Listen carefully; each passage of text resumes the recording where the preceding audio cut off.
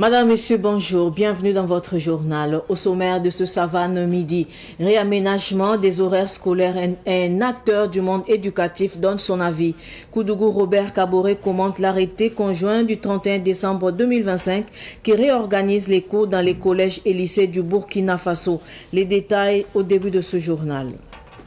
Coopération AES, une délégation de la Commission nationale de la Confédération des États du Sahel burkinabé reçue à Bamako au Mali. Le Premier ministre malien réaffirme le soutien du Mali à la présidence burkinabé et condamne toute tentative de déstabilisation des institutions du pays. On en parle dans cette édition. Je le disais en titre, Koudougou Robert Kaboré, acteur du monde éducatif, livre son analyse sur le réaménagement des horaires dans les établissements d'enseignement post-primaire et secondaire.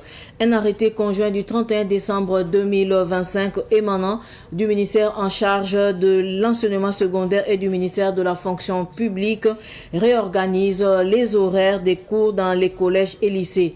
Koudougou Robert Kaboré s'est exprimé à ce sujet au micro de Sibline Ankelsé.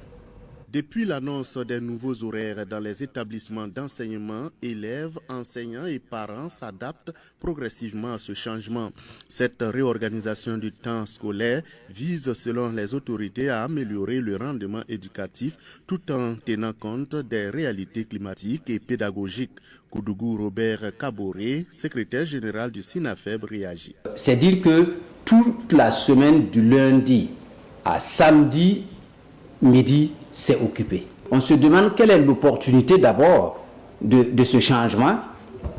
Mais si c'est pour pouvoir avoir le nombre d'heures requis pour le travailleur en temps, c'est-à-dire 40 heures dans la semaine, eh bien, si on parle sur cette base, ça peut... Mais le véritable souci, c'est quoi? Les enfants n'auront plus de temps pour réviser leurs leçons.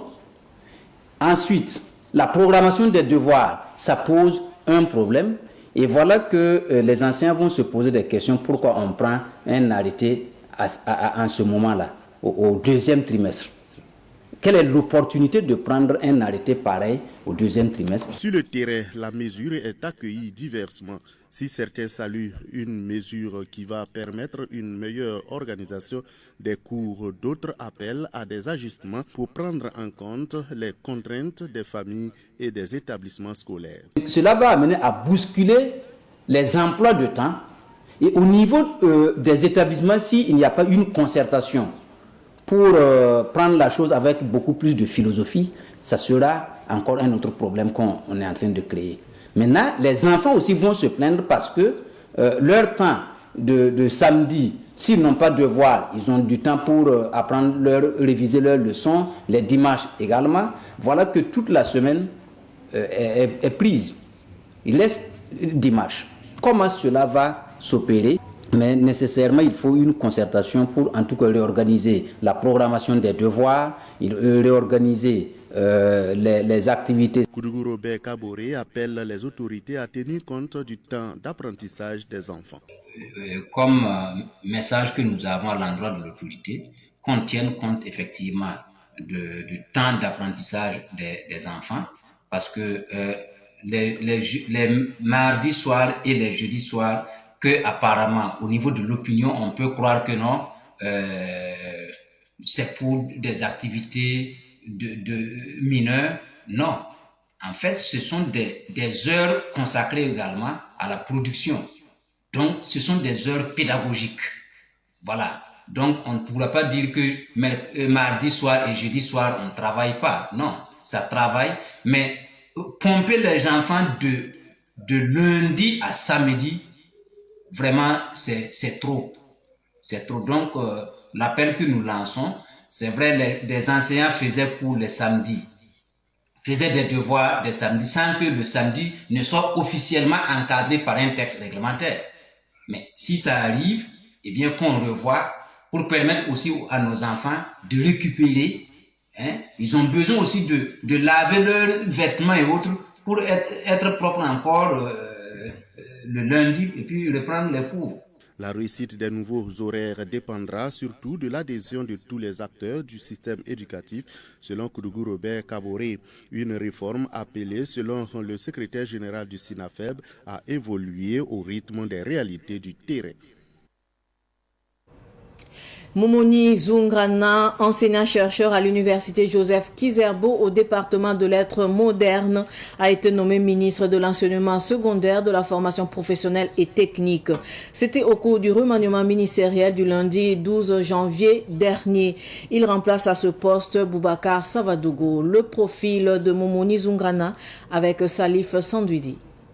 La carrière de Momoni Zungrana débute en 1995 dans l'enseignement primaire. Il a été instituteur notamment à Kaya. Il poursuit ses études, puis obtient son certificat d'aptitude pédagogique et continue jusqu'à décrocher son doctorat. Momoni Zungrana accède ainsi à l'enseignement supérieur. Il rejoint l'université Joseph Kizerbo au département des lettres modernes avec pour spécialité la littérature orale. Connu pour ses interventions médiatiques, Momoni Zungrana est perçu comme un homme de logique et d'analyse. Il est considéré par son entourage comme un fervent défenseur de l'enseignement. Le 24 janvier 2024, Momoni Zungrana a été nommé directeur de l'assurance qualité de l'enseignement supérieur lors d'un conseil des ministres. Il a été le directeur du cabinet du président de l'université Joseph Kizerbo. Lors de la création au sein du ministère des Affaires religieuses et coutumières du poste de direction des affaires religieuses et coutumières, Momoni Zungrana a été sollicité pour occuper le poste. Cette sollicitation est partie de son profil de spécialiste de littérature orale et pour avoir beaucoup travaillé dans le domaine de la tradition et sur la chefferie en particulier. Momoni Zungrana est nommé ce 12 janvier comme ministre de l'enseignement secondaire, de la formation professionnelle et technique au cours d'un remaniement ministériel. Le gouvernement s'enrichit également d'un nouveau profil issu du monde sportif. À l'issue du remaniement ministériel du lundi 12 janvier dernier, Annick Lidi Djouma Pikbougoum a été portée à la tête du ministère des Sports, de la Jeunesse et de l'Emploi. Qui est-elle? Sa biographie, son parcours avec Salif Sandouidi. Bien connue dans le milieu sportif national, Annick Pikbougoum s'est illustrée très tôt par une passion constante pour le sport. Elle a pratiqué plusieurs disciplines, notamment l'athlétisme, le volleyball, le basketball et le shotokan. Ensuite, elle s'est imposée durablement dans le handball, discipline dans laquelle elle s'est forgée une réputation.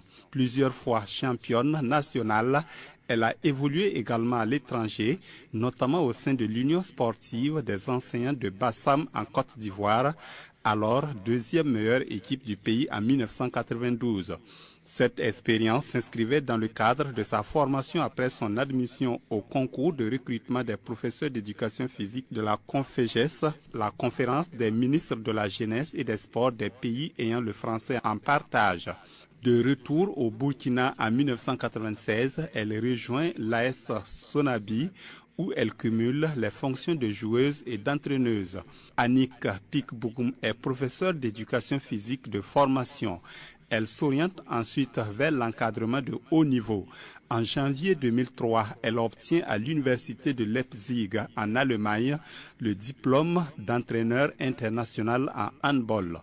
Elle figure parmi les premiers titulaires du master professionnel en management des organisations sportives initié par le Comité international olympique CIO.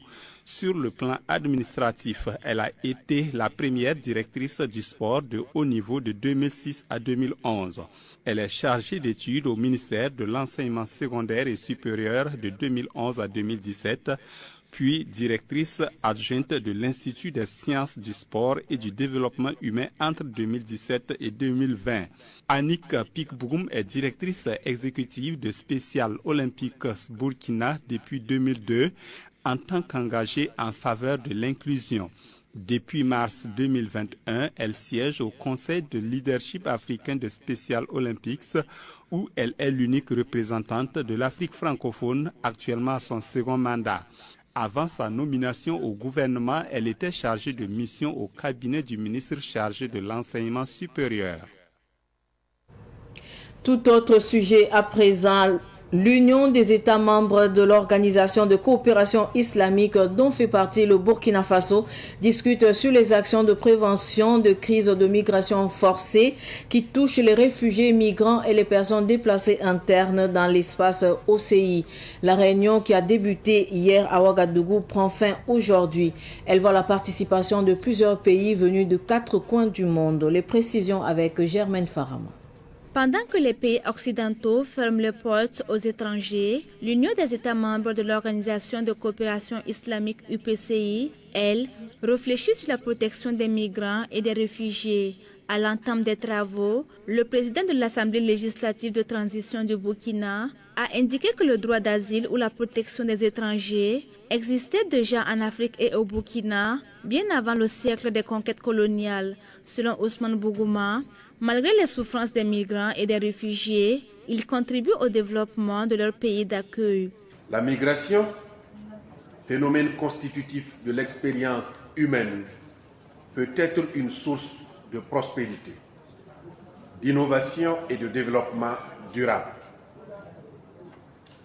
Le projet de texte de l'UPCI, objet de notre réflexion d'aujourd'hui, rappelle avec justesse que ces effets positifs peuvent être optimisés par une meilleure gouvernance. L'insécurité et le terrorisme sont la première cause de migration de réfugiés au Sahel ainsi que dans les pays membres de l'UPCI, d'où la nécessité d'élaborer des actions de prévention des crises migratoires dans l'espace de l'Union. Nous voulons retenir nos jeunes, la jeunesse qui meurt chaque jour, chaque semaine, chaque mois, pour arriver à l'Hexagone. Arriver là-bas, il y a beaucoup de risques devant eux. Ils peuvent tomber dans les mains des gangs, dans les mains des trafiquants de drogue et tout ça. Alors j'espère que cette réunion va nous aider pour sortir avec des recommandations qui vont aider nos pays et nos parlements et nos partenaires aussi pour voir comment gérer cette jeunesse-là et comment trouver des emplois pour que la jeunesse africaine reste dans leur pays avant de risquer d'aller à l'Hexagone qu'ils ne connaissent pas. Cette rencontre de réflexion devra aboutir à l'adoption d'une approche globale visant le respect des droits humains pour tous, à la lutte contre la xénophobie et à la promotion des sociétés inclusives. Une réunion de 2 jours qui réunit des participants de la Palestine, du Tchad, du Maroc, de la Gambie, de la Turquie, du Mozambique et du Burkina Faso, entre autres. Je le disais également en titre, une délégation de la Commission nationale de la Confédération des États du Sahel, conduite par son président Bassolma Bazé, a été reçue hier 13 janvier 2026 à Bamako au Mali par le Premier ministre malien, le général de division Abdoulaye Maïga. Cette rencontre s'inscrit dans le cadre du renforcement de la coopération au sein de la Confédération AES. Le point avec Abdoulaye Kinda. Cette visite de travail au Mali intervient après la désignation du capitaine Ibrahim Traoré, président du Faso, à la tête de la Confédération de l'Alliance des États du Sahel, après le mandat inaugural du général Assimi Goïta, président de la transition du Mali.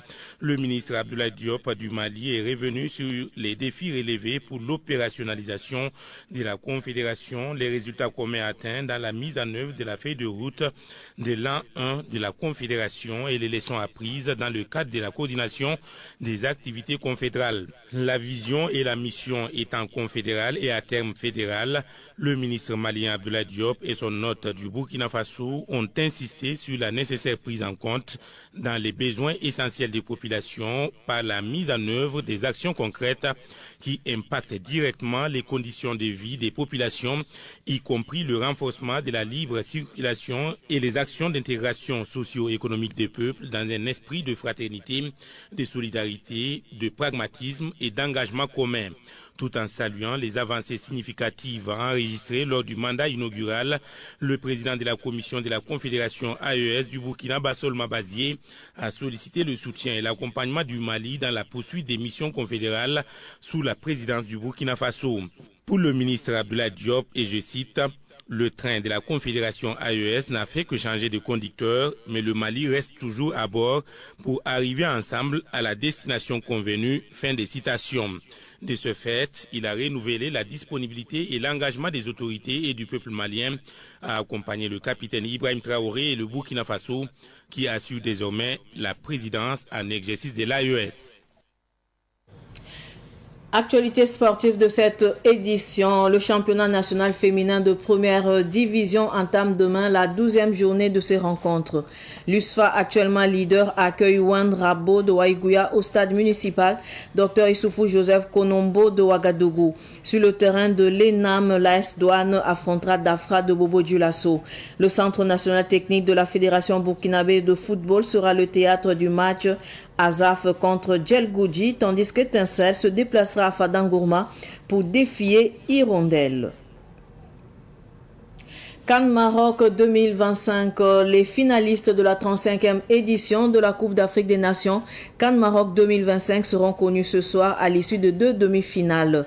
À 17h temps universel, le Sénégal affrontera l'Égypte, tandis qu'à 20h temps universel, le Maroc, au pays organisateur, croisera le Nigeria. La finale de la compétition est prévue le 18 janvier prochain.